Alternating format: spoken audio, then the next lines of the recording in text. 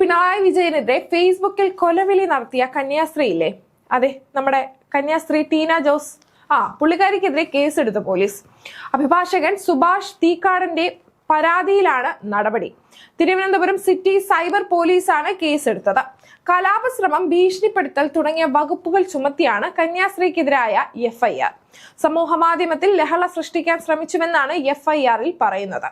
മുഖ്യമന്ത്രിയെ ബോംബെറിഞ്ഞ് തീർത്തു കളയണം എന്നായിരുന്നു കന്യാസ്ത്രീയുടെ ആഹ്വാനം. ക്യാപ്റ്റൻ നാളെ മുതൽ ഇറങ്ങുകയാണ് എന്ന സെൽറ്റൽ എൽ ഡിസൂസ എന്ന വ്യക്തിയുടെ ഫേസ്ബുക്ക് കുറിപ്പിന് താഴെയായിരുന്നു ടീന ജോസഫിന്റെ ആ പ്രകടനം. അന്നേരമെങ്കിലും ആരെങ്കിലും ഒരു ബോംബെറിഞ്ഞു തീർത്തു കളയണം അവനെ.